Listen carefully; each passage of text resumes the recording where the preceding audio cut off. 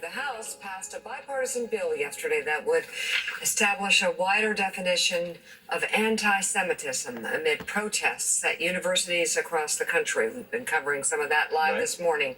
The legislation will give the Department of Education broader powers to crack down on anti-Semitism on college campuses. It also requires the department to use the definition of anti-Semitism put forward by the International Holocaust Remembrance Alliance when enforcing anti-discrimination laws. Joining us now to talk more about this, the former Israeli Special Envoy for Combating Anti-Semitism, best-selling author Noah Tishby, and former NFL linebacker and creator of the anti-racial digital series Uncomfortable Conversations with a Black Man, best-selling author Emmanuel Acho. They are co-authors of the new book, Perfect Timing, Uncomfortable Conversations with a Jew. That's the title. Good to have you both. Great to be here. So thank you for coming back. Talk about this book. Talk about where it began. Well, it began 2 years ago. After writing Uncomfortable Conversations with a Black Man, I realized, very simply put, we would all be better as a society if we didn't fight in silos. If Black people didn't just fight for Black people, women fighting for women. But what if the Jewish community fought alongside the Black community? What if the white community fought alongside the Black community rather than fighting against one another? What if we identified the common enemy, which was hate, which is oppression, which is marginalization? So I actually reached out to Noah prior to October 7th. We've been penning this book for a long time because I wanted to educate myself, and she could help me do that, because with education, I believe, comes empathy.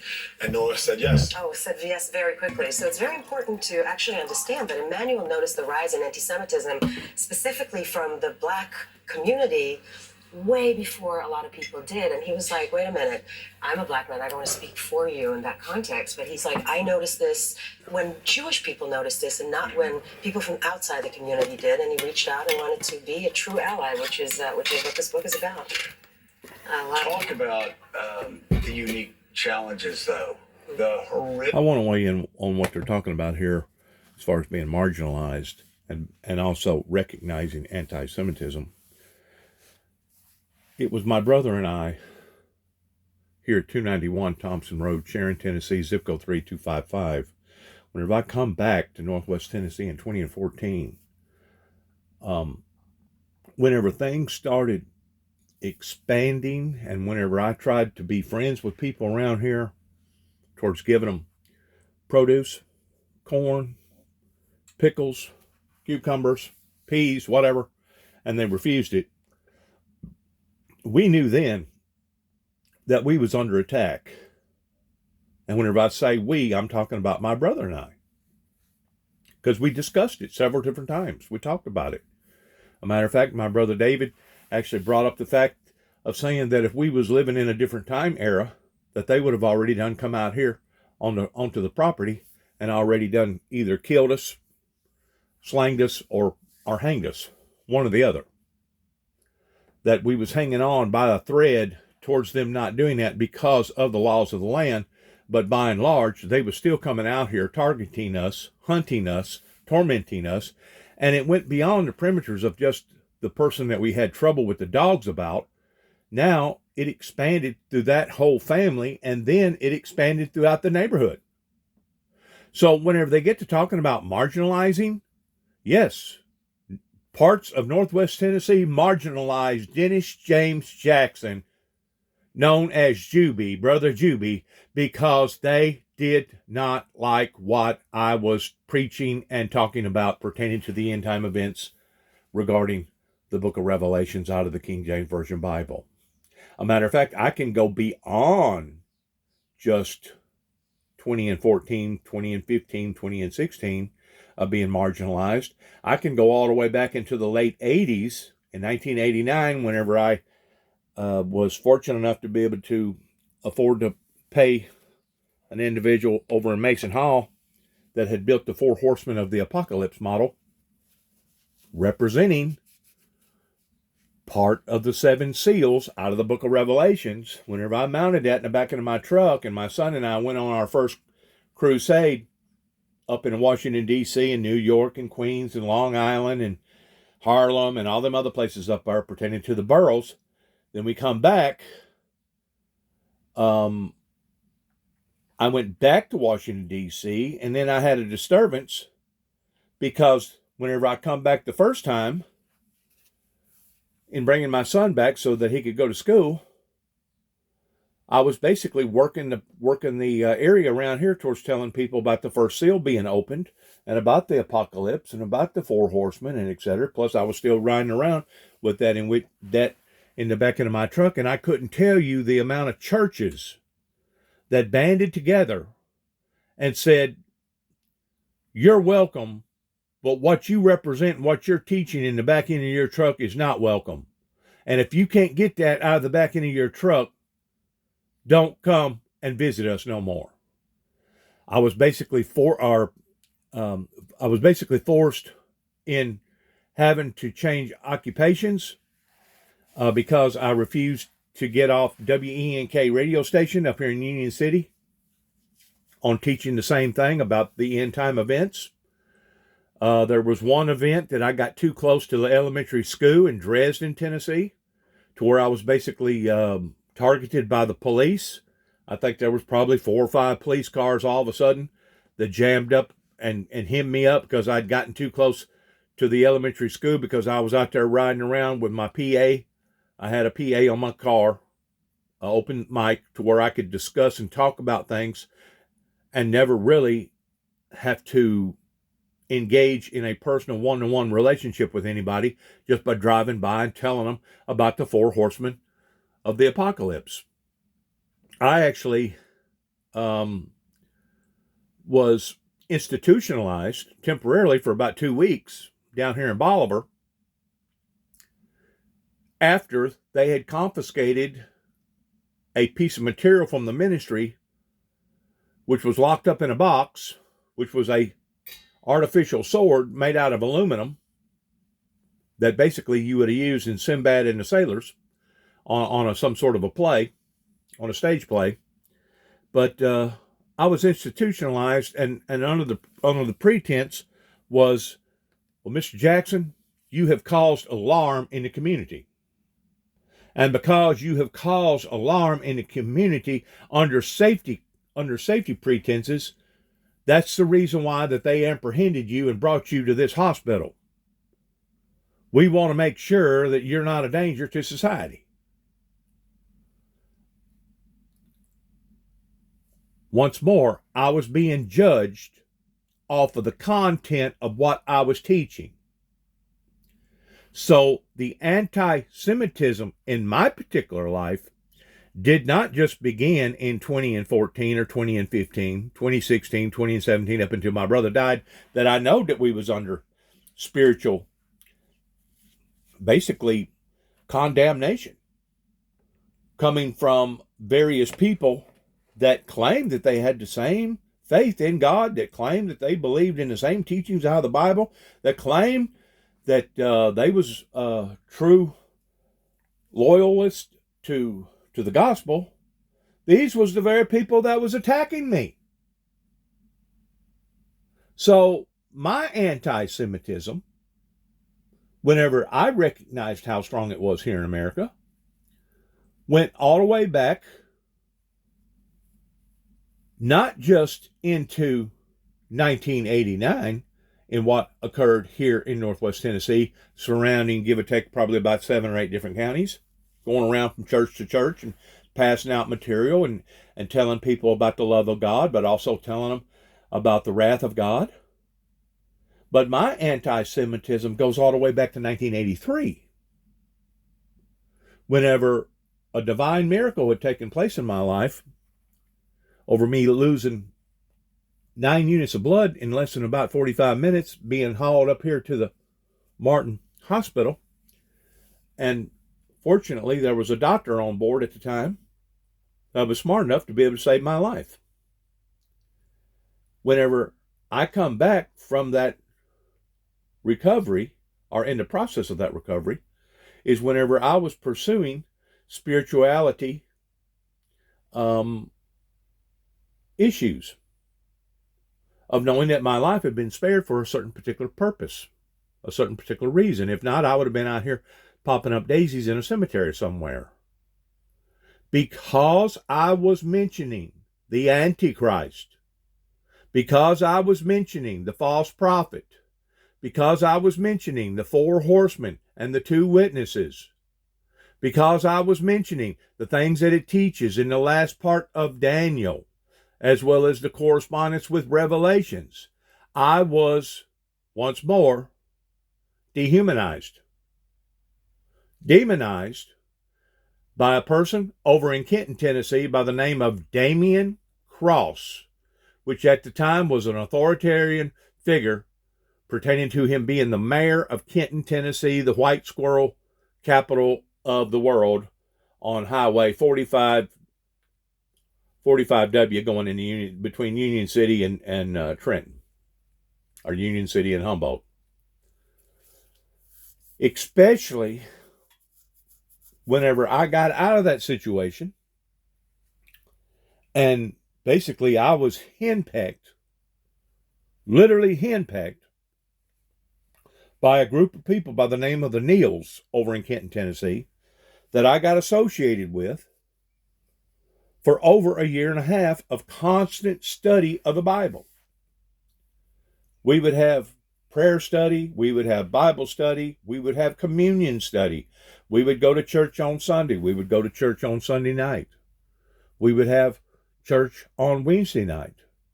In other words, we fed ourselves spirituality Bible that I can prove. I got it marked in my Bible. Almost on a day-to-day, everyday ritual. And when it was all said and done with, after about a year and a half, I understood that there was a certain element that the Neal family was not willing to accept, pertaining to there was a deeper level of interpretation out of the Bible other than John 3:16, for God so loved the world that he gave his only begotten son. Because I had been gifted in interpreting the Bible in a much deeper way, and because I had made reference to the fact that I thought that marijuana needed to be legalized because it had health entities that could help society based around what the Bible talks about, for God has put seed-bearing herbs here for our benefit, just like me about 5 minutes ago swallowing a whole teaspoon of bee pollen seed for my benefit. I was ridiculed, I was demonized and dehumanized from that moment on in Northwest Tennessee in 1983. Those seeds that I had planted then, and those seeds that I had planted in 1989, leading into 1990 and 91, and passing out various pamphlets and starting out with basically paper form, and then going from paper form to cassette form, from cassette form to VHS form, from VHS form to CD form, to CD form to basically social media form of where we are today, taking the stair steps up. To this day, I still do not have, or haven't gained, any more respect in today's society than what I did starting back 40 plus years ago in 1983. So that pretty much so tells me that these people that preach what they preach about God and about God's Son, Jesus Christ, and about the end time events pertaining to the Bible, it's on the cliche in the most part, from what I can tell, even after 40 years later, that it's more do as I say and not as I do. In other words, we say that we believe in God. We say that we believe in all the things that the Bible teaches, but they want to cherry pick towards what they actually want to emphasize upon and what they don't want to emphasize upon. So yes, whenever it comes to people being anti-Semitism, being segregated out from society, this was going on in my life going back 40 plus years ago in 1983, whenever I first started recognizing that my life had been spared for a particular divine purpose, and I started spewing out gospel entities pertaining to the four horsemen, out of the seven seals, before the seven trumpets, pertaining to the book of Revelations, and pertaining to the teachings of the Lord Savior Jesus Christ of Nazareth. I started noticing 40 plus years ago that this message was being rejected. And it wasn't so much of anything that I had done to the people personally, but it was based upon what I was teaching and what I believed in that they knowed about.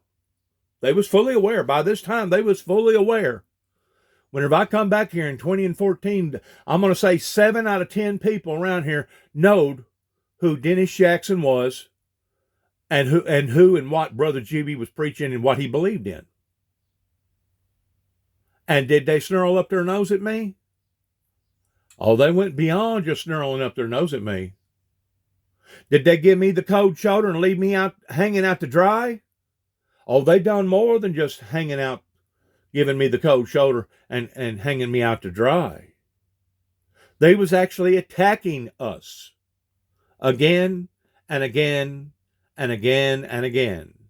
That once more I can validate by the records up in Weakley County, Tennessee, in the sheriff's office towards all the incidences that took place either at 430 Beach Grove Road or 291 Thompson Road, Sharon, Tennessee, zip code 38255, that both pieces of property are connected to each other because they're basically both in the same name, right here on the corner lot, that anti-Semitism was a predominant thing.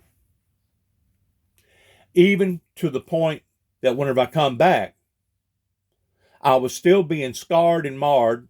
I was still being demonized and dehumanized by churches over in Troy, Tennessee, by churches over here in Martin, Tennessee, and churches in Jackson, Tennessee, because they had known about my presence. They was aware of the subject matter in which I believed in, and because of it, I was not welcome in their assembly. I was not welcome in their assembly. Because the courts allowed for this to fester and go on as long as what it did, that validates my charge against certain people in this county, whenever I come back the last time, of dereliction of duty towards them protecting us based upon anti-Semitism movement or movements. Because at that point in time, it was coming from basically about a dozen or more people that had stood up and said, you know what, we hate you, Juby. We hate everything about you, Juby. We hate what you teach, what you believe. And as far as we're concerned, Juby, you stay away from us and don't come near us. And if you do, you're going to suffer the consequences on account of it. Well, you know, I wasn't going to their houses. I wasn't passing out Bible literature at that point in time and leaving it under people's windshield washers. They was coming out to us. They was stopping on the road. They was vandalizing our property to the point that even my brother David at one time had to shoot a gun up into the air to try to frighten them off. Probably about 5 or 6 of them that night. And once more, these are records that are kept up in the sheriff's office of different incidences, because it was Derek Coble that come out here that questioned David about that incident, that I know had to put it on a logbook. So I'm not just making this stuff up. Whenever it comes to what they're talking about right here, let's back it up just a little bit, right here. Let's get it all again. The unique challenges, though, the horrific challenges that have arisen for Jews across the world. I mean, I always remind people there are only 15 million Jews in the world for a reason, and talk about the rise there, and especially among radicals who call Jews white European colonialists. When Israel was created 3 years after white European colonialists marched 6 million Jews into ovens. Yeah, I mean, look, the fact that some in the extreme left were able to brand Israel a colonialist state is one of the most brilliant feats in crazy land. Yeah. Because literally, Israel is is a refugee state which was decolonized from Great Britain. So when these people chant today, "We want 48," we don't want 2 states, we want 48. They're talking about going back to British colonialism. Right. I'm not entirely sure, and this is to what we were talking about. That anti-Zionism is the new form of anti-Semitism. This Yes. is exactly what we're seeing right now on college campuses. So can you tell Yes. me why kids in college can't? I call them kids because I'm an old dude. I got kids. They're kids. But They're legal why, adults. How did they get to a point where they started chanting genocidal phrases Yeah. from the river to the sea? And they don't even know, a lot of them don't even know what they're proposing. They don't know what they're proposing. So the thing about what's happening right now on college campuses, it's three things that we have to understand. First of all, it's obviously not peaceful. Second, it's not grassroots because it's well coordinated, well funded. For example, the tents, all of them have green tents. It's very puzzling. And the most important thing is that it's not true. So the kids that are actually protesting and think that they're doing the best thing for humanity, what happened is that they have been brainwashed by TikTok Right. to believe Right. that Zionism necessitates the genocide of Palestinians. They were trained, literally brainwashed by TikTok to believe that Israel is a colonialist state, and that's been happening for decades. What do you Right. mean by TikTok? Well, What I are mean they that saying this, on there? they're all. We know what's happening on TikTok in terms of numbers and what is being pushed on TikTok in terms of anti-Israel and anti-Semitic rhetorics. Like we actually have the numbers. It's insane. It's through the roof. And these, This is the part that I feel like social media has come into existences and basically been dumped into our laps to the point that we really don't recognize how dangerous that this element has become, because this is an element now of something that you just don't go to the grocery store or the service station and pick up because you like, but this is an element that's basically becoming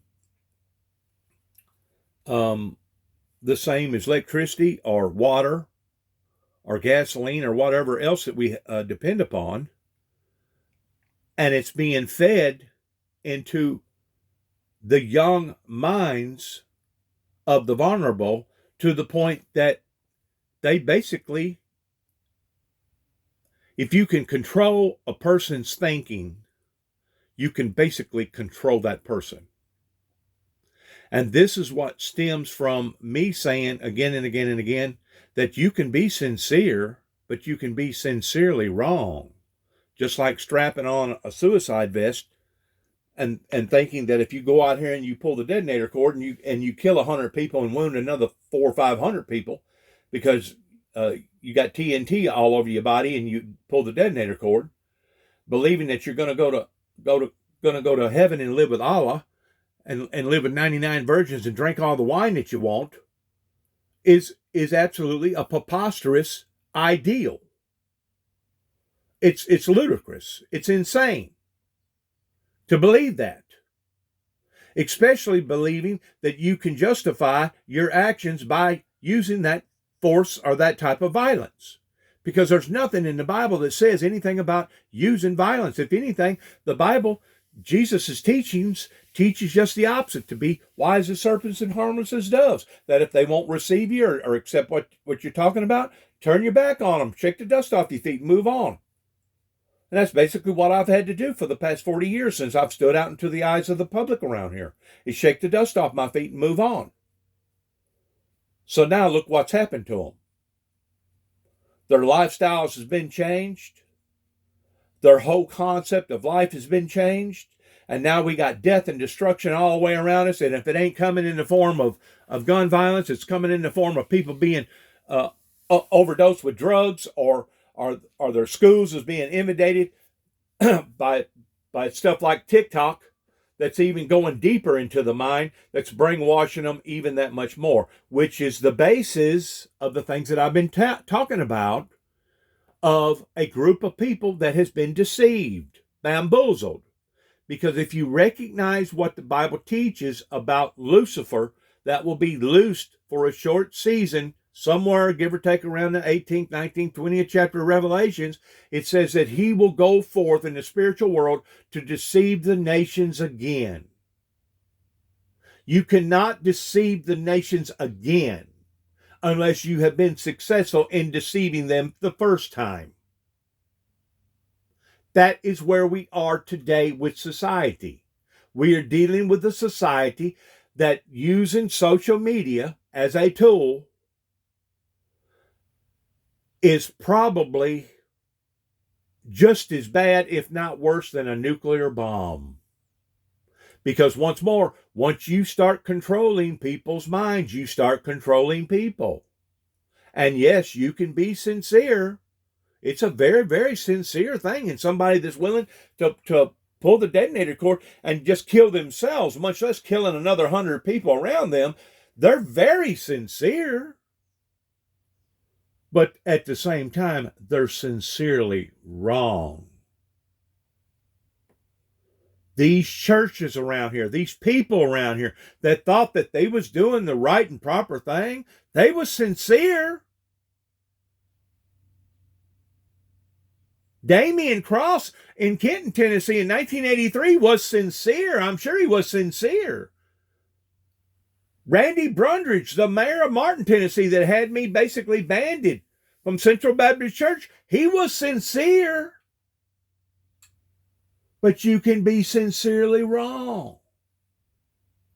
That's what all this is about. It's about going into the minds and the hearts of individuals and basically controlling them.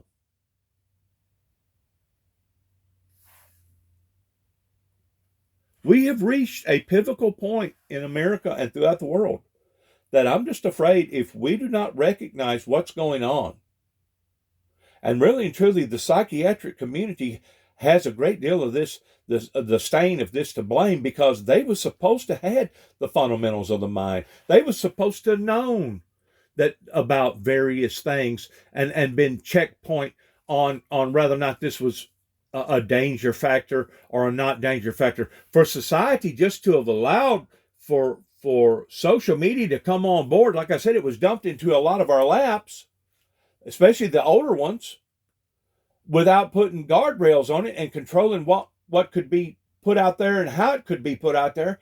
To just think that something like that could all of a sudden come into an existence of an entity that was uncontrollable.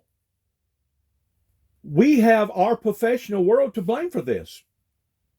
We have the psychiatric world. We have the ministers and the preachers and the rabbis and the politicians to blame for this, because they have allowed for this to come into an existence without it being governed, without it having safeguards on it. And now we're seeing the repercussions of this all over the world. Because I guarantee you, what we're seeing today, or just within the past, let's say 48 hours, or even just the past 2 weeks, we're going to see more of this in Europe.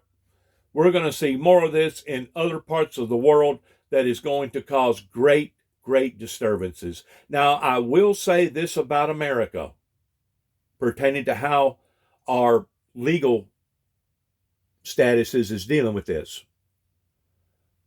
They're dealing with it a whole lot better than what China dealt with it, because the way that China dealt with it pertaining to the protesters at that time was they basically allowed for the existence of COVID to come into existences. I don't know if it was planted deliberately. I think it was. I don't know for sure that it was planted by people from China. It could actually come from people over in North Korea, Kim Jong-un's bunch. But the group of people was getting out of hand pertaining to the masses. And the only way that they know to control them was to bring fear into their lives. So they brought COVID into existences to the point that they was actually locking people up and welding doors to make sure that they did not come out. Using Platonian type tactics of basically putting their people off in caves and saying, "See ya, don't want to be ya, have a good day." So yes, whenever I repeat myself by saying we are under attack, pertaining to a spiritual invasion, as the Bible talks about in the last days that Satan will come down in great wrath, we're already here. It's not a matter of them coming across the border or we're seeing them over the hillside. They're already here. These demonic, wicked spirits are already here, and they're working and trying to manipulate people's thinking and trying to basically control people's lives. And the professional world that claims that they're the professional world, especially the people that's supposed to know about the minds and the hearts, the emotions of the open population, has failed us in this department. Not counting what they do pertaining to a legal perspective of saying, oh, no, even though this person went out here and killed 15 or 20 people in a setting, gun violence, you can't punish this person by using capital punishment on this person, because little Johnny, he got talked to wrong whenever he was just a little boy or a little girl, and the next thing you know, he wound up peeing in the bed. And because of it, we're going to use the status quo of this person is psychiatrically, chemically, whatever, unattached to society, and because of it, we're not going to use capital punishment on this individual. In other words, giving them basically a green light to go out here and do whatever that they want to do. And when you do that, listen to me carefully. When you do that, you will see the consequences and the repercussions come back and haunt the general public. And that's what we're seeing today. Under the status of somebody being mentally incompetent. Well, you know what? I was talked to bad whenever I was a little child. I peed in the bed. They didn't treat me right whenever I was a little kid. But that don't give me the right to go out here and take it out on society and then use it as a shield or an scapegoat by saying, you can't punish Dennis Jackson under the pretense of capital punishment. He was psychologically, emotionally, chemically imbalanced. Understand what I'm saying. It's various people that has let us down that claim that they was the smartest of the all smart that come from all these colleges and universities that now has dumped this in our laps that now we're dealing with on a day-to-day, everyday basis. And it's only getting worse. It ain't getting better. It's only getting worse. And it's going to continue to get worse until we're smart enough to figure out what the hell is going on. And I continue to say, and you can say whatever you want to say about me being basically spiritually obsessed. We're dealing with spiritual warfare today like we have never, ever had to deal with before. Because these evil demonic spirits knows that their time is right at the brink of them having to be punished for eternity because of that in which what they have done. And they're coming down and doing any and everything that they can to try to manipulate the people that much further. And if especially the spiritual leaders of this country, if they cannot recognize this pertaining to this spiritual invasion, then they themselves are basically part of the problem versus the solution to it. I started taking notice, especially whenever I went through the things that I went through in 89 and then in 91 with the Homeland Security. I started taking notice immediately about how that society was getting out of hand. And one of those links that led me to believe this was the Jerry Springer show, in addition to the Phil Donahue show that they had that basically brainwashed my dad by thinking that I needed to be on lithium. All of a sudden, he become a psychiatrist. And he was the one that convinced all the other psychiatrists, well, your son's got a problem. He's bipolar, and he needs to be on lithium. Well, whenever Jerry Springer started coming out, pertaining to people being entertained by other people's miseries, I knew then society was taking a wrong turn, my friends. Whenever you go to laughing and being entertained by other people's misery, That's whenever you're brushing or let me use another word, you're um, teasing on the same aspect of what that they was doing back in the days of the Romans, whenever they was throwing the Christians out into the center of the Colosseum and releasing lions, and the lions coming out there and eating them alive because they let the lions go hungry for several days before they done this. And while the people was being chewed up and screaming and hollering, the crowd was basically clapping their hands and being entertained by it. The same thing went on during the days of the Holocaust, of walking 6,000 Jews off into tear gas or something else. Is that those people that was doing that was actually praising themselves? They was clapping their hands. They was being entertained by other people's misery. You don't have to worry about the big fox. It's the little foxes that can weave themselves in and out of the vines that will eventually spoil the vineyard. It's the little things that compile and keep compiling to the point that now the whole vineyard is contaminated. The whole vineyard is at the point of death.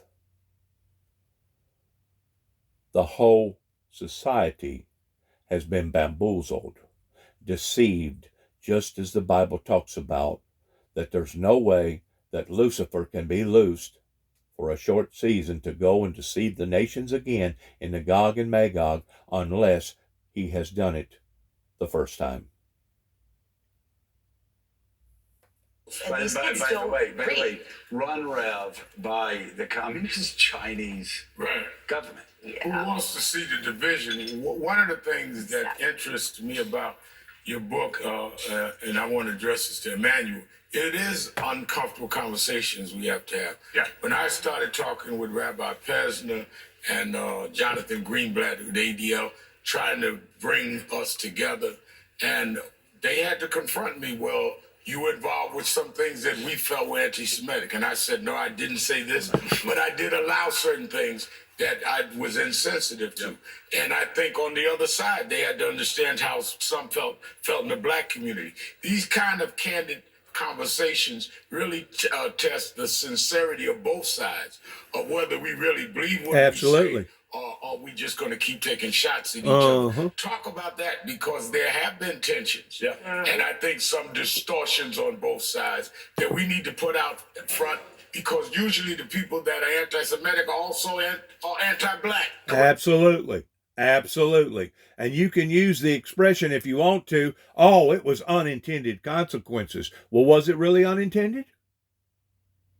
Was it really unintended? We see the consequences, but really was it unintended?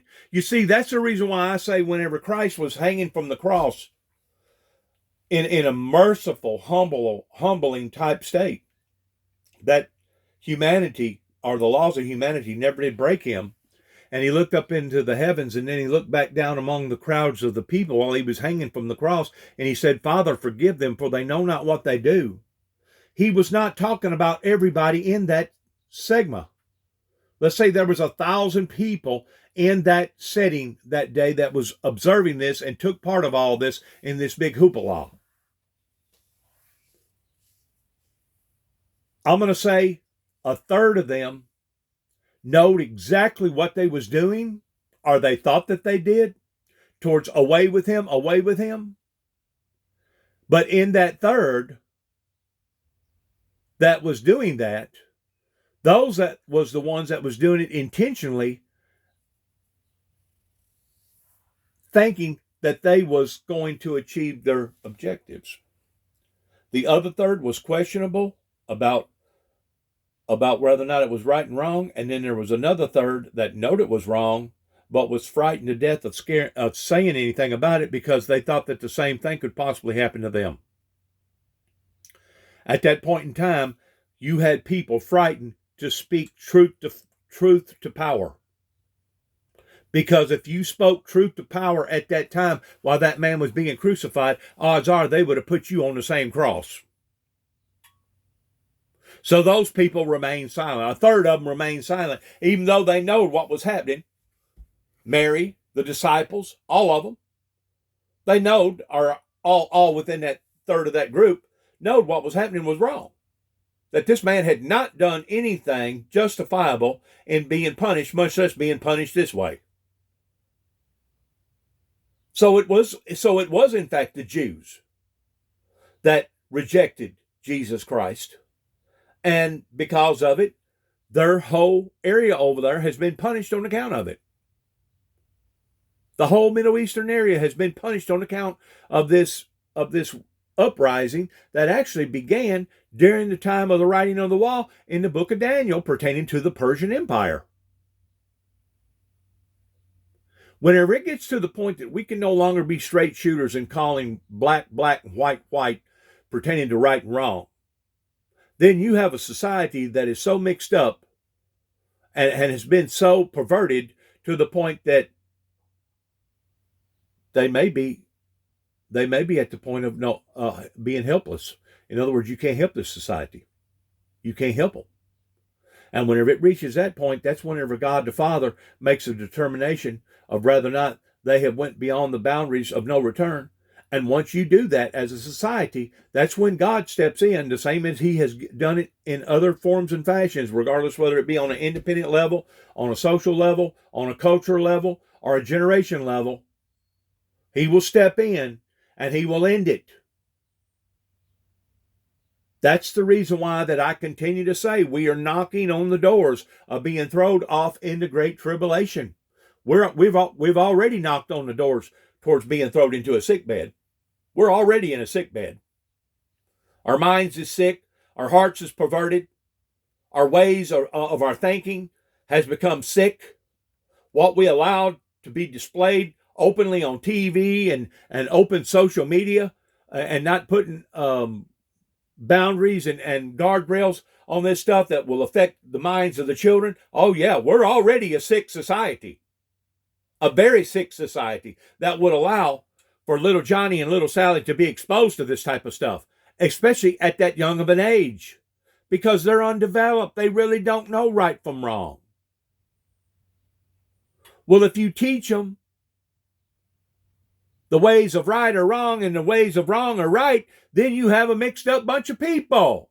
Similar towards what we're seeing today, towards people standing up for basically the Antichrist, Hamas, versus standing up for godliness pertaining to Israel.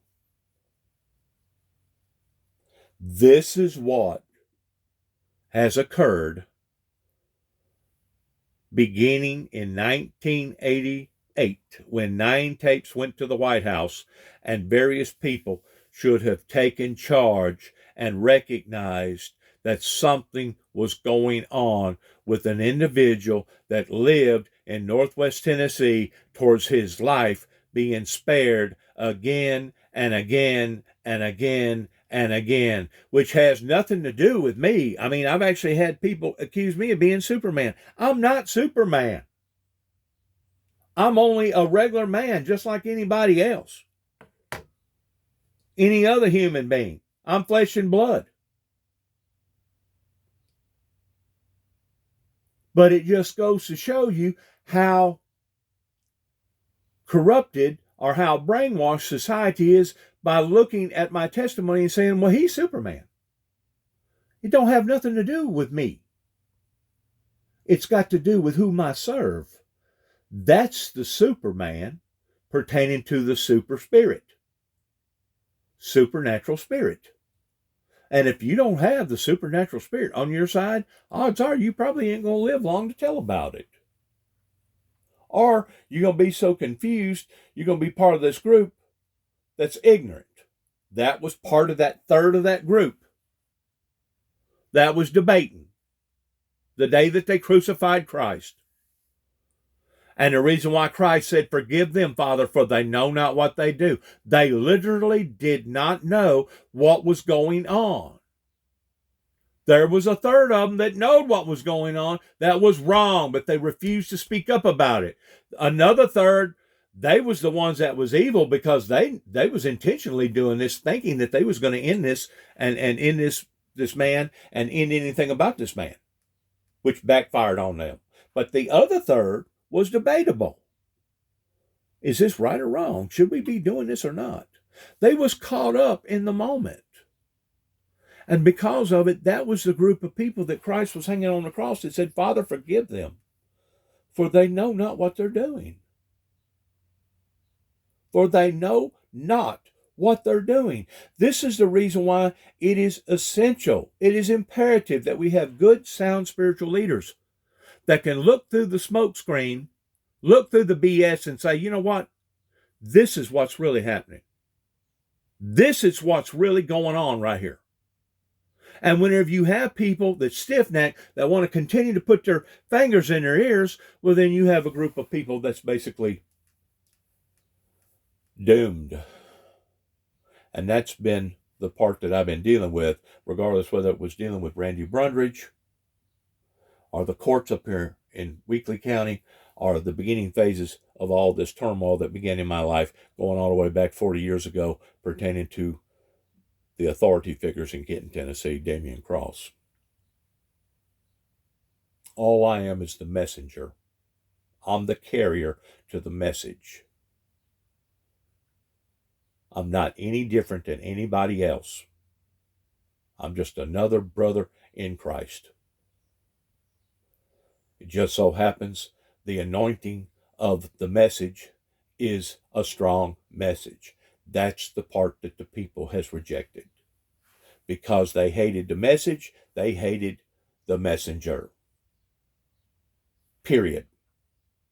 And I'll say that in front of the Cobles. I'll say that in front of the McWrights. I'll say that in front of the Nelsons. I'll say that in front of the Hills. I'll say that in front of the Willises. I'll say that in front of the McWrights or the Thomases. I'll say that in front of the Hills or the Coopers or the Halls or anybody else up in the Sidonia, Sharon, Weakley County region or over in the Kenton, Tennessee area.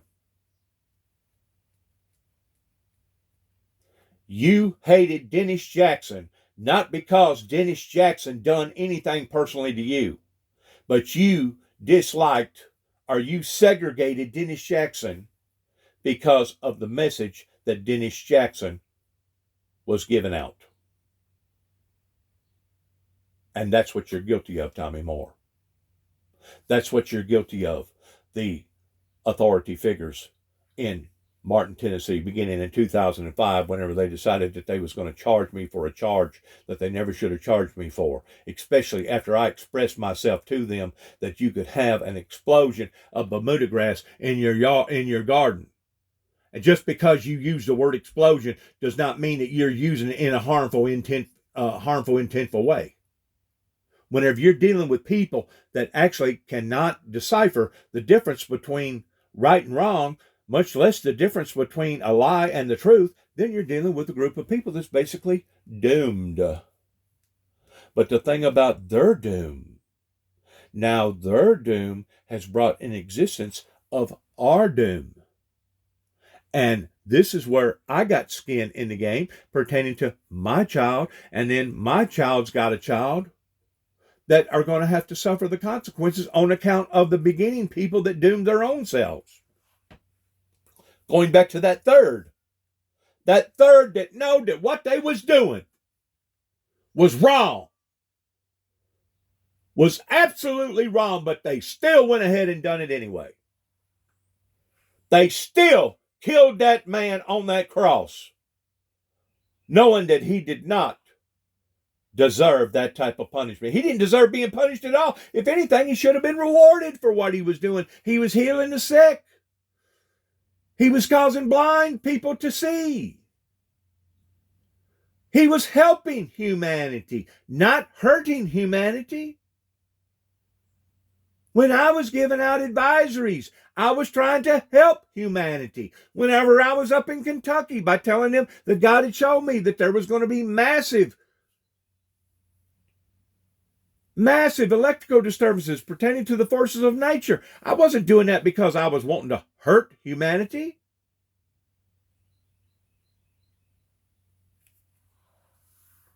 Correct. Well, the first question I had to ask myself is, what in the world is anti-Semitism? Or is there a Semite group that you can be anti? Because if you don't know what anti-Semitism is, how can you avoid being anti-Semitic? And so the very first thing I had to do was say, hey, Noah, what is anti-Semitism? And she said it's actually interesting. It's both looking down at a Jew and looking up at a Jew, assuming that there is some sort of like covert powers that be that are monopolizing and manipulating the world at large. And so I asked her that. But then I also asked her the question, well, are Jews white? Because in America, if you're non-Jewish, you perceive Jewish people as white. And we've simplified things in society, Rev, to black and white. We've projected our Western ideologies onto thousands of years of Middle Eastern nuance. And so if we couple the Jewish community into the white community, and in America there's tension between the black community and the white community, then there has to be tension between the Jewish community and the black community because Jewish people are white. And so I really just had to wrestle with Noah on so many things. Jews in power. I said, Noah, I was drafted to the Cleveland Browns. The owner was a Jewish man. I was traded to the Philadelphia Eagles. The owner was a Jewish man. The general manager was a Jewish man. I left the NFL. My first agent was a Jewish woman. I left that agent. My next agent was a Jewish man. So how can you tell me that I'm anti-Semitic, not literally, but figuratively speaking, if I say Jewish people are in power? When the titles have been held of owner, agent, and general manager in my life. So we just went there. Yeah, So and I said to him, I Look it said, up to Donnie's. and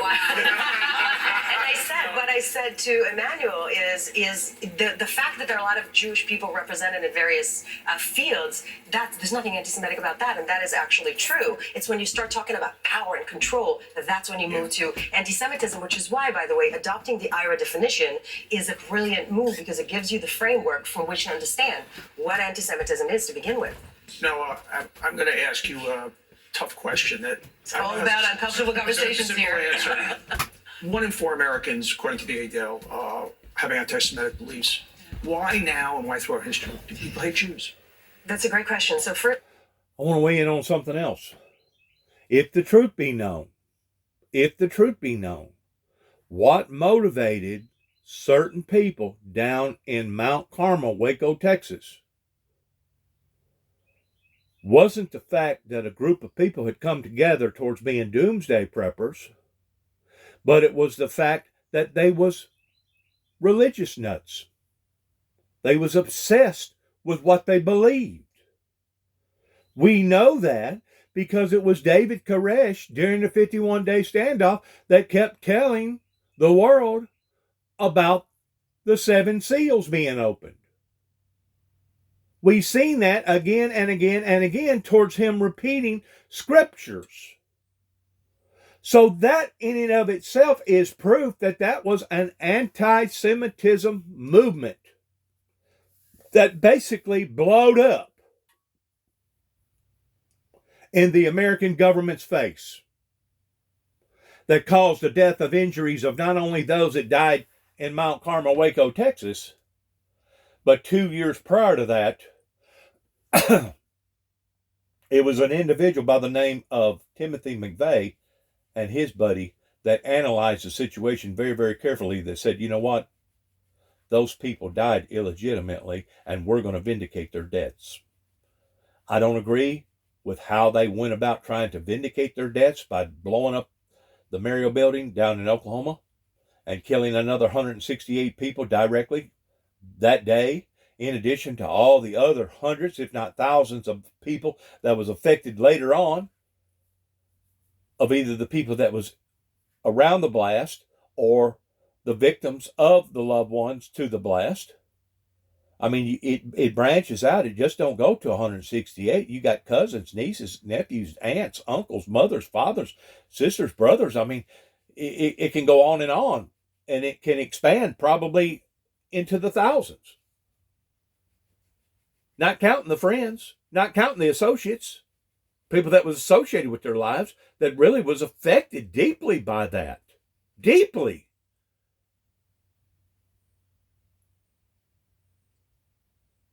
This anti-Semitism, if the truth be known,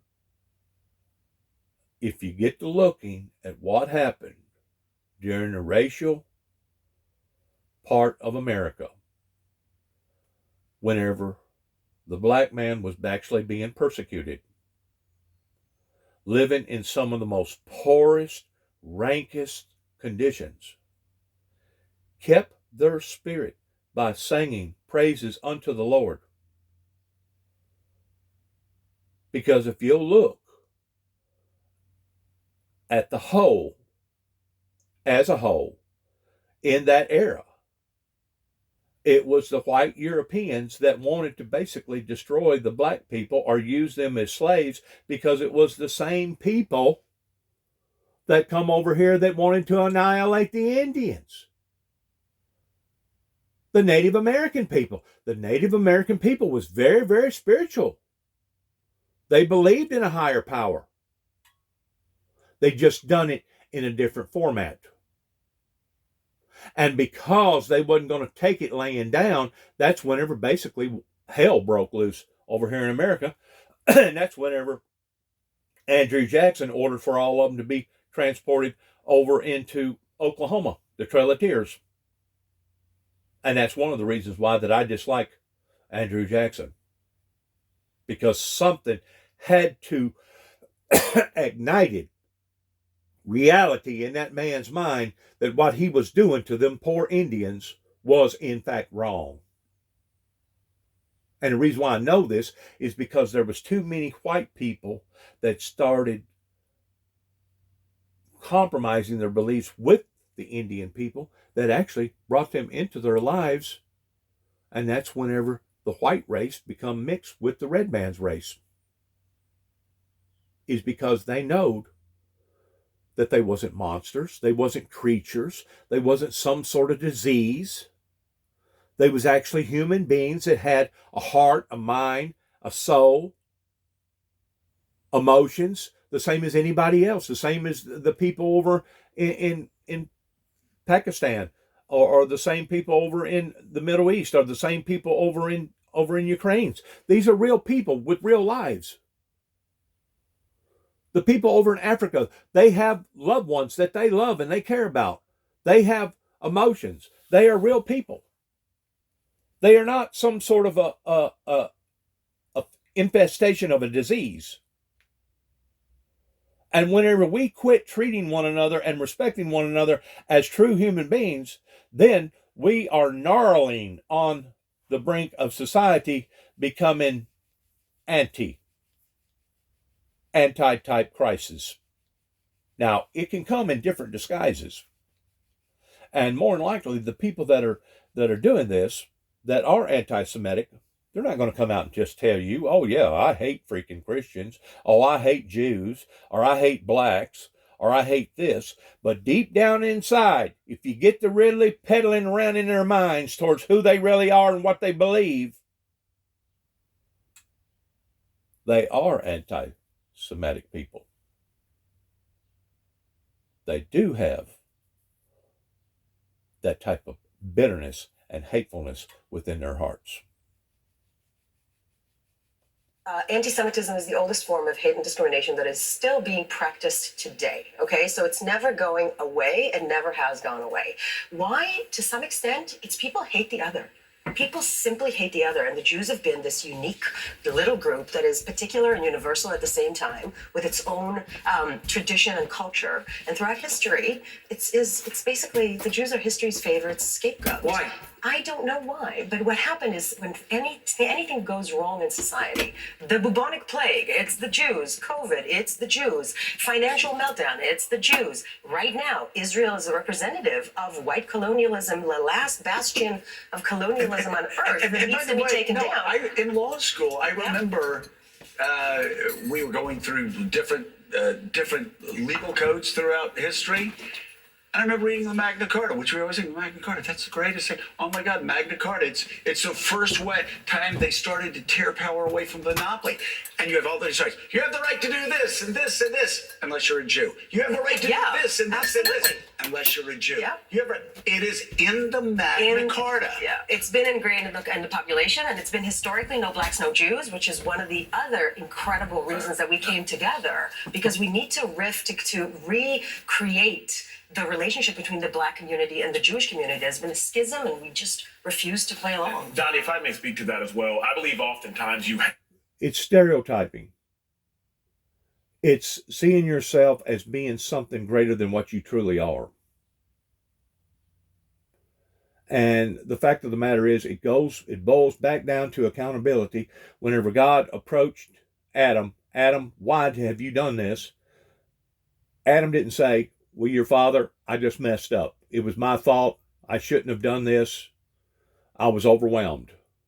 That wasn't his response. You know what his response was? It was the woman you gave me that caused me to do this. So then God turns his eyes off of Adam over to Eve. Eve, what's your explanation? Did Eve come out and say, Father, I just was overwhelmed. I was deceived.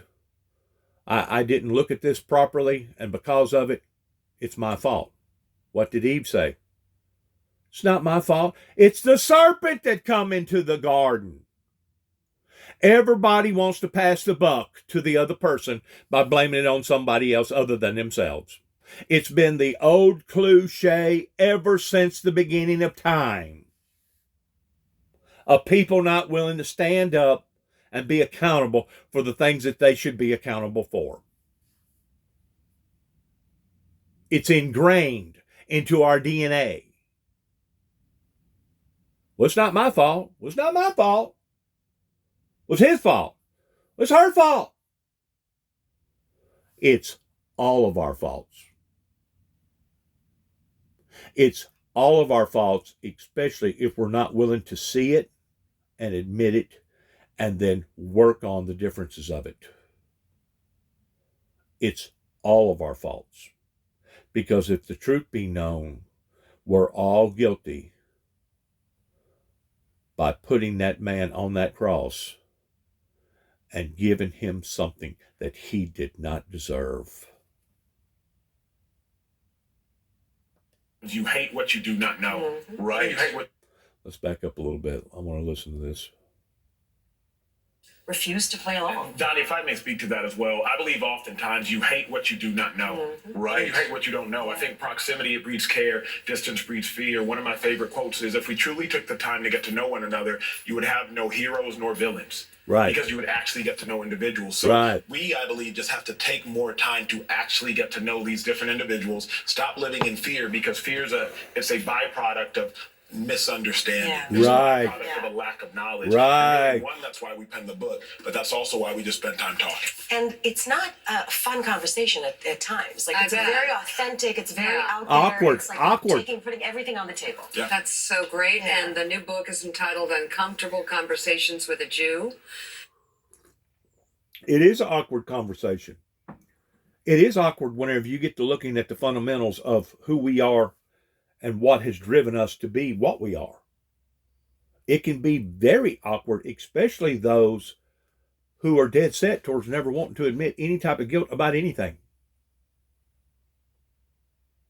And if you get to looking at the characteristics of those that want to put themselves in a higher statute above and beyond everybody else, people being prejudiced, that's usually the characteristics that follows that.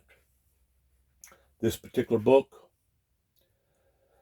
it's probably a very, very intense book. I would like to be able to get a hold of it and read it myself. There's not too many books that I'm fond of, but this is one right here that I recommend for anybody to read, towards actually understanding who we are, what drives our DNA, and what we were supposed to be versus what we are not.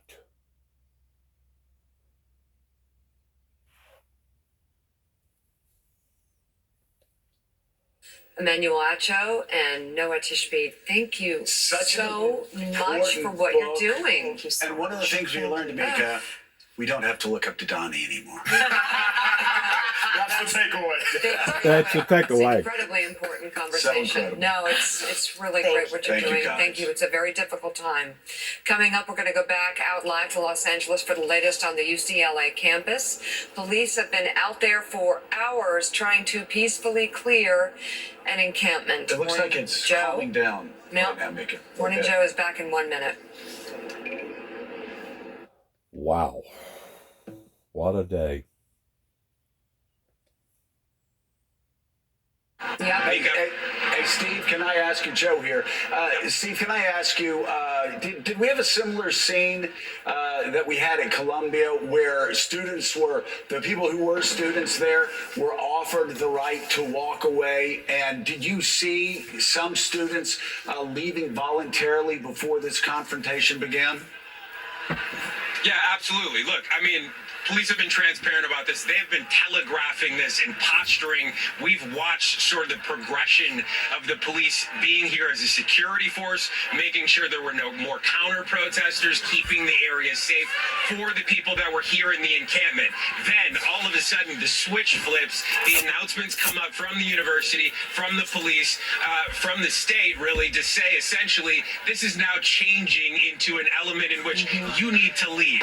We consider this encampment unlawful to the point in which safety is breached for students on campus. That point was very clear. There's a clear delineation. All of a sudden, police are wearing riot gear. They have zip ties. They have helmets. And then the choice has to be from the students as to whether or not you're now putting on a helmet, getting a shield, burying up the encampment that you're in, bracing for a fight, essentially. Many students chose to leave. We saw sort of a mass leave not too long ago before all of this was happening. Others sort of choosing to protest peacefully outside of the encampment, where they were holding these peaceful rallies to sort of generate support for the people that were going to stay. But then there are the hardcore element of people who chose to stay and chose to fight back, and now they are fighting back, guys. Joining us now, NYPD's Chief of Patrol, John Schell. He's had his share of this across the country, in New York City, on the campus of Columbia and beyond. Chief, thanks so much for being with us. Right now, based on the experiences that you and the NYPD have had over the past couple of days, I will say this, that China did start out using rubber bullets and water cannons in trying to control the masses before COVID. It ever reached a point that COVID basically was unleashed in controlling their society or bringing great fear into their society. They did attempt to control their masses in the same way, and I just hope to God that our same type of scenario over here don't continue to grow and manifest and get worse and worse and worse to the point that rubber bullets and water cannons is no longer being effective, to the point that we're going to have to resort to something else. Because we could very well fall under that same pretense if this continues to fester and grow and fester and grow to the point that basically humanity is out of control. No order, no peace, no order, no safety, no nothing. Because once that reaches that level, that plateau, that's whenever God looks down and says, you know what? It's over. It's over.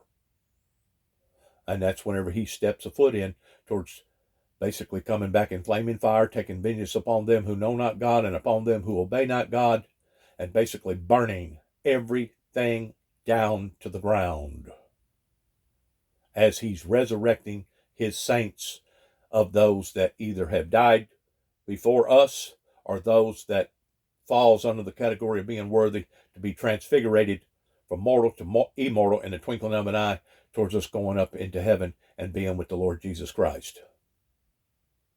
That's basically the second coming of Christ, the resurrection. As he's doing that, he's going to throw this planet off into tribulation.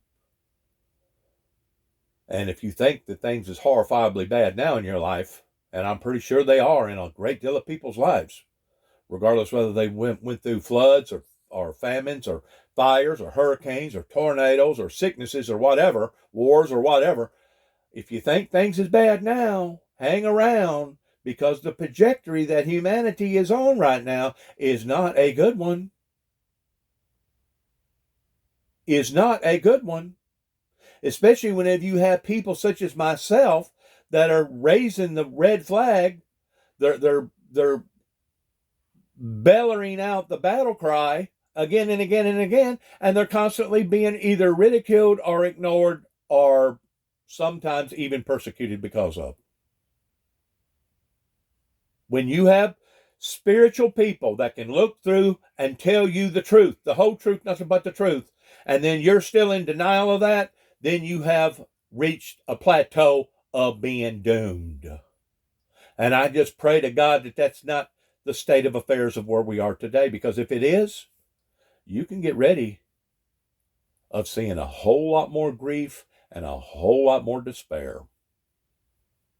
COVID should have been a wake-up call for the world, not to go in this direction, but to go in the other direction, just as it talks about in Revelations. I've not found thy works perfect yet, to go back, go back, go back, do thy first works over again, or else, or else, or else.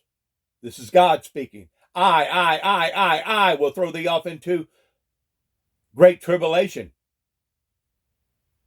And I will show thee that I am the one who scattered the hearts and the lives of humanity.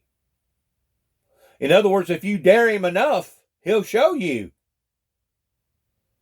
how the cow's going to eat the cabbage. In the process of snarling and growling and crying, gnashing of teeth. Administrators at UCLA should. Does this make me happy to be able to issue out this type of message? No. I wish to God that this message would have been paid attention to, and I wish to God that it would have been a great revival, and I wish to God that people would have recognized the sincerity and the seriousness of this message, and that we would be seeing a temporary utopia and peace and humanity in prosperity right now. That's what I was hoping for. That's what was my intentions whenever I first stood out into the eyes of the public. No, I do not want to see grief and despair and hardship fall upon humanity. Not even. What type of person would I be if I did want that? I'd be a monster myself. I'm just saying there are certain barriers that humanity don't go over. Just like there was barriers that Lucifer never should have tried God in. And because to whom much is given, much is required, there's going to be a whole lot more required in the supernatural than it is the natural. And that's the reason why his punishment is coming. And I look forward to seeing that day.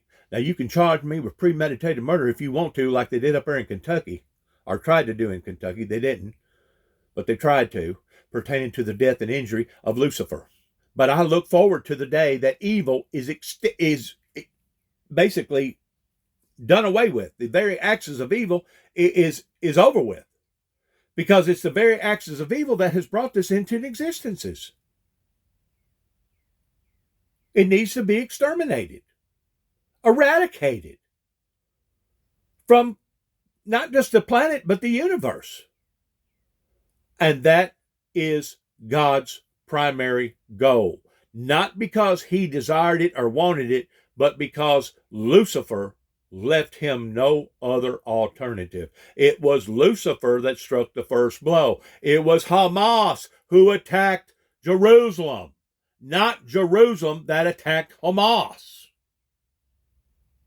People need to figure it out and get it figured out in their minds and in their hearts towards being a straight shooter. Call black, black. Call white, white. Call evil, evil. Call good, good. And whenever you start differentiating from those realities, then you start becoming warped, deceived, bamboozled. UCLA should do. Well, the first thing they should have done, not let it get to this point. Right. They should have stood tall like the NYU president did that one day, and she took care of it. How? What? Not She letting asked to come in right away and take care of it. And when we did that, they put up barriers, and we really haven't spoken about NYU since. It was a one day thing. Right, that was built. Here, what should happen is the president should have said, if you don't leave this campus at this point and you are a student, you will be expelled. Mm-hmm. If you are a faculty member or a staff member, you will be fired. Yeah. I guarantee you, those kids would leave because they don't want their dorm material in the corner and have mom come pick them up the next day. Exactly. Right. That would be the first thing. There's so many students that want to get into these colleges. Right. I'm sure every college people miss by a percentage point. My kids miss schools by percentage points. And I'm sure they've It's a waiting signed list. a waiver and say, Right. I'll come in and partake as a good student. and relish this great school and not partake in this behavior Right. that occurred. I think that would I happen. will not destroy property. Talk about we've been reading about, and Jen talked about the student leader at Columbia saying, those are outsiders. We don't know. They're autonomous. Those weren't students that took over the building. Can you tell when you go in who the student is and who the outside agitator is? From doing this a long time, just from my side, yes, you can. When you're dressed in all black with a black scarf, I'm not sure if that's a chemistry student. A little bit of humor. Do we know, like on the campus of Columbia, of the arrests that were made? I mean, have we been able to? We're still filtering through Define. the 282 that came from Columbia and City College, because that was going on the same night too. So Right. we're doing two at the same time.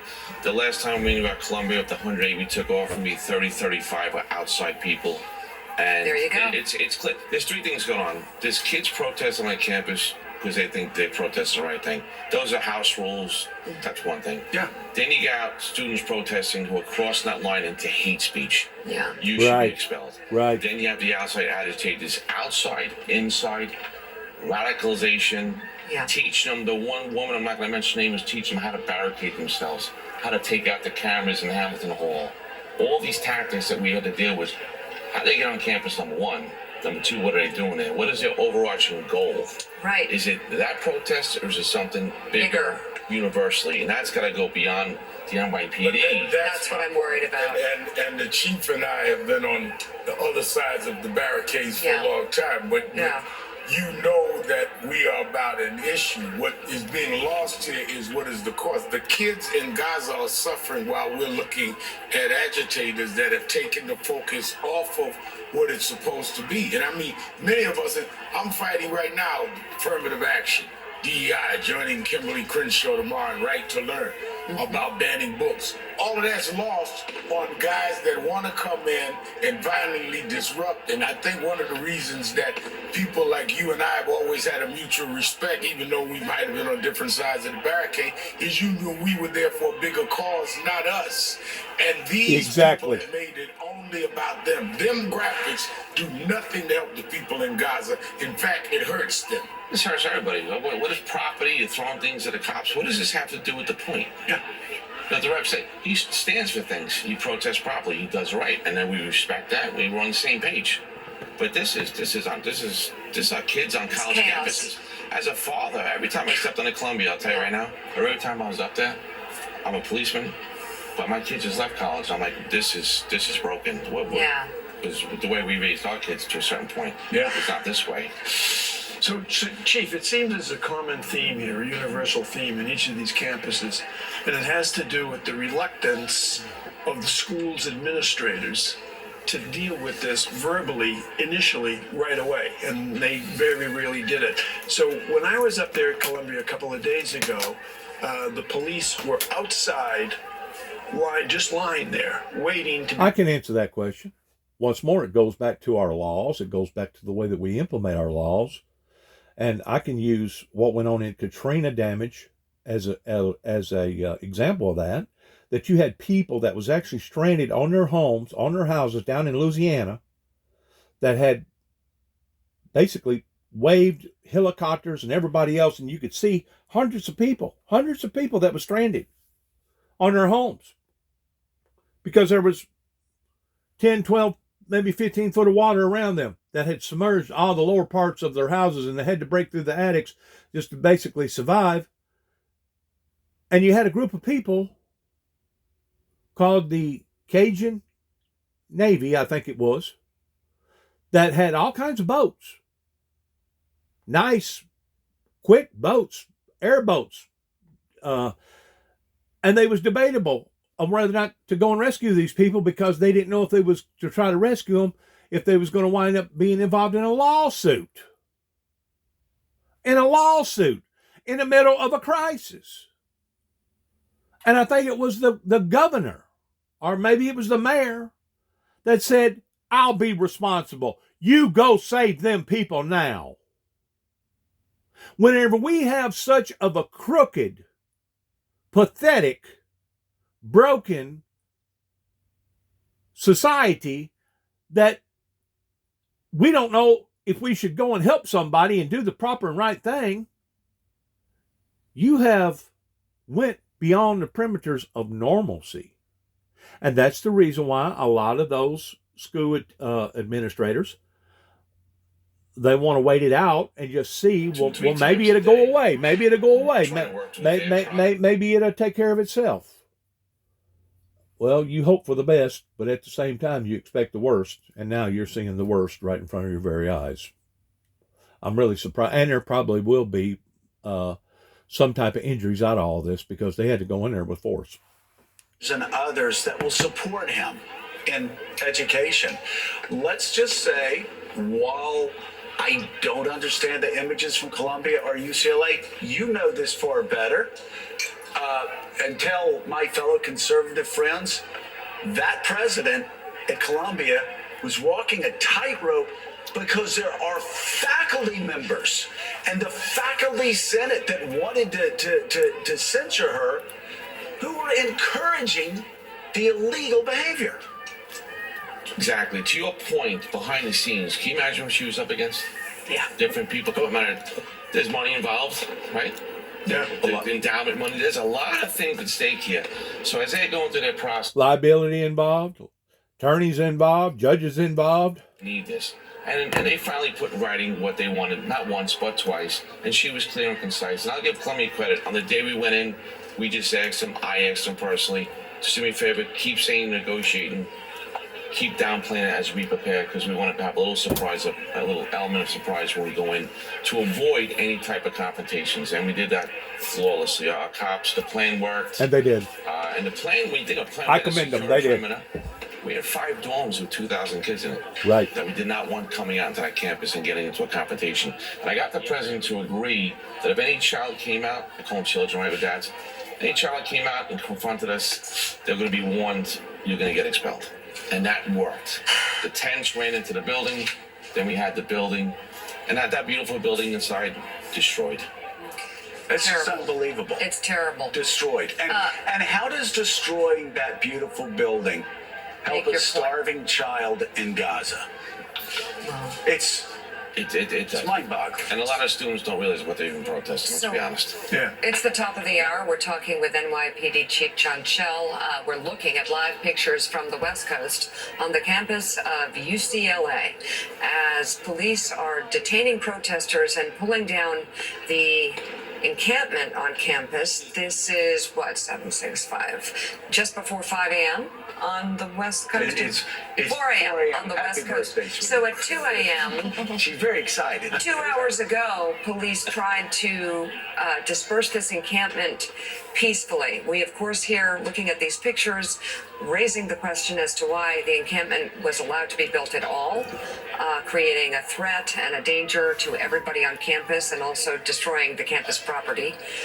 However, this is where we find ourselves, and police and the state police were trying to use loudspeakers to tell the protesters, some students, potentially some outside agitators, is the phrase we're using, to disperse peacefully. And if they did not, they would be arrested. What authorities got in return was having bottles and other objects thrown at them and chants, "We are not afraid of you, we are not leaving." So in the past hour, authorities moved in riot gear. They set off those loud bangs to try and help disperse. And that's what we're watching right now. It appears authorities are trying to execute this as peacefully as possible. And we will be watching for arrests in this situation, and especially looking at who was arrested, how many were students, were there any faculty involved, and also outsiders. Who are they? Why are they there? And what are they doing alongside the students on the campus of UCLA? And a bigger question, Jan, which is there a bigger coordination behind this? I talked about Qatar before. People don't know. Qatar's one of the biggest contributors to college campuses in America. It's radicalized a lot of Middle Eastern studies facilities. Is it Qatar or is it other organizations?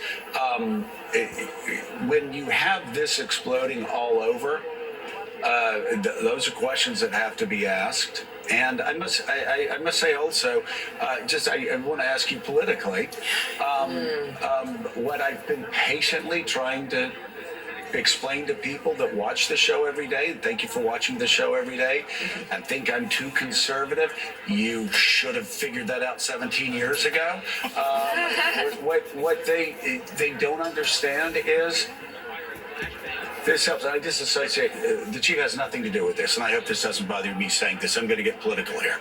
But for those people who are bothered by us talking about how this makes no sense, they need to ask themselves, these agitators and this violence and the destruction of property, does that help Donald Trump in Wisconsin or hurt Donald Trump in Wisconsin? Does that help him in Michigan or does that hurt him in Michigan? Does that help him in Pennsylvania? Does that hurt him in Pennsylvania? And if they go, well, we really don't care, well, then that's where the split is, because I do care. I do care. I'd be angry about this regardless. But for those people, if they're interested in the bigger stakes of this, again, my parents in '68 saw this happening on college campuses in Chicago. They said, well, we used to be Democrats. We're not Democrats anymore. Yeah, it is. I mean, it's like who benefits from this? Mm-hmm. So I don't know if it's organized in terms of the outside agitators. Think about who benefits from it, who wants to sow dissent in the United States. Coming up, we'll go live to Lower Manhattan, where Donald Trump is due back in criminal court in just a few minutes. Who does benefit from this, pertaining to all the chaos and the uproar and the hurt and the anger and the pain and the distraught and the damage and the violence? Who does benefit from all this? Who does benefit from all this? Because this is all energy and time that could be used in a beneficial way, in a positive way, of building up one another versus tearing one another down. Who does benefit from this? And the answer goes back to the root of cause, which is Lucifer. Lucifer benefits from this.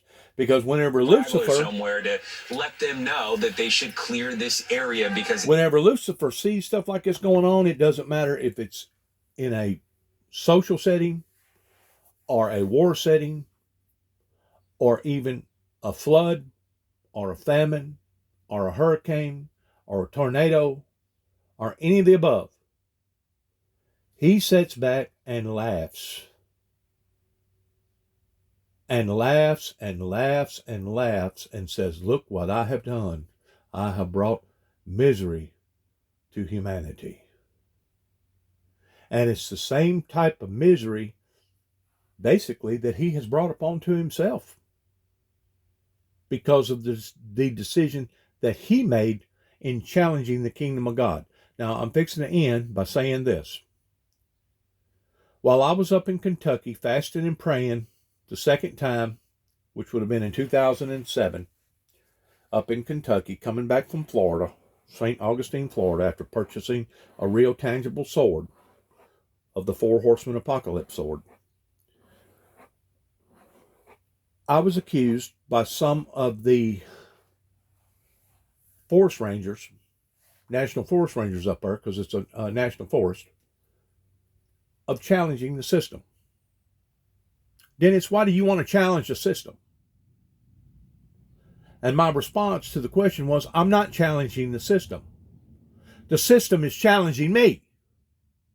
Because I was doing my own little thing up there towards praying and fasting and seeking for peace.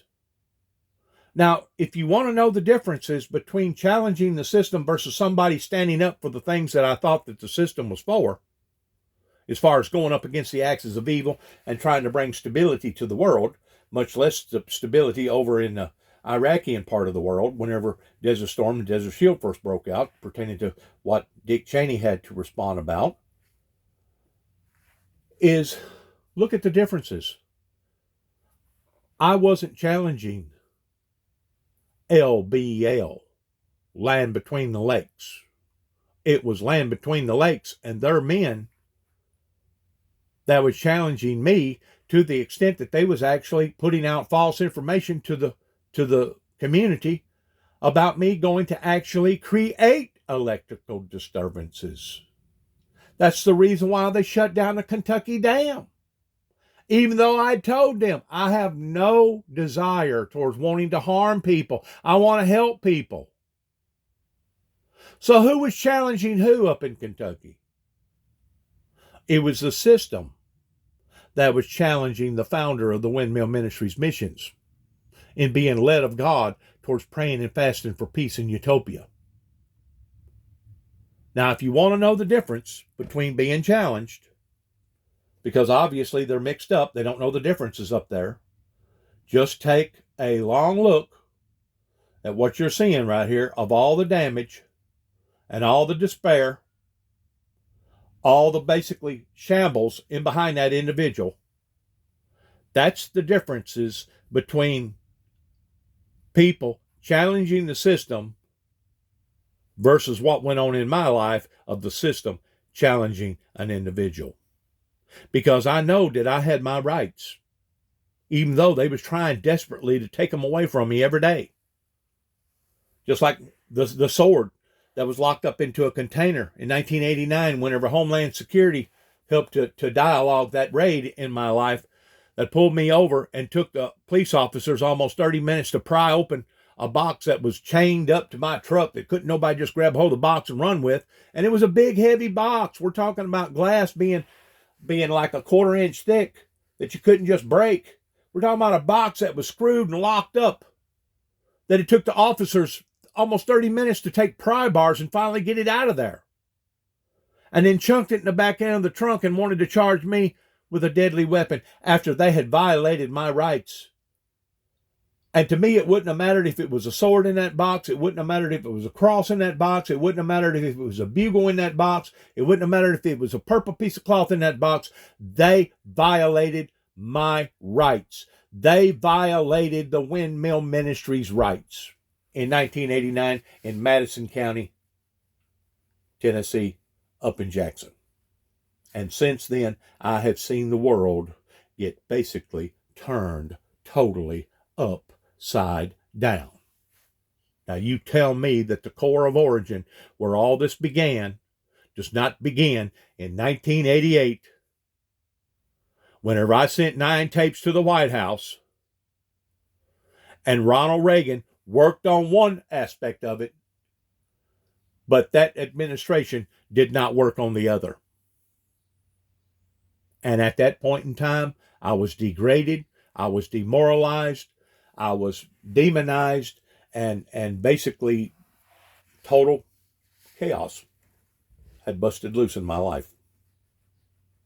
And really and truly, I go beyond the 1988 tapes. I go all the way back to 1983, whenever I made the telephone call to the White House about the Antichrist and about the mark of the beast and about the one world government and about the new world order. Ever since then, my life has been disarray. I'm 63 years old, and 40 of those years has been in disarray because of people trying to stop biblical Bible prophecy from occurring. So going back to LBL, I want the LBL administration to look what's going on right now and the damages in behind that individual's back to understand the differences between people challenging the system versus the system challenging the people. Good luck to each and every one of us. Want to say God bless America. Want to say God bless to our American troops. Memorial Day is coming up, I guess just within the next 3 weeks. Just want to pray for our military, pray for our first responders, pray for those that are standing up for true righteousness, regardless whether it's in America or on some other continent, on another part of the world. Want to pray for God's people, want to pray for the elderly, want to pray for the children, want to pray for the women, want to pray for the vulnerable, want to pray for those who are standing up for the Lord Jesus Christ but are being condemned on account of it. because it says very, very plainly in Revelations, for some of you will be put to death. Be thy faithful unto death. God is talking, and I will give thee a crown of life. But it also talks about the witnesses, that they will come forth with the testimonies in their hands, for they was willing to die for their causes. They was willing to do what was necessary for the causes of the Lord Jesus Christ. Not the causes of themselves, not the causes to glorify themselves, but the causes of glorifying their Heavenly Father through the Lord Jesus Christ. Thank you once more again, and heaven help us all. And God bless and shalom. Thank you for listening.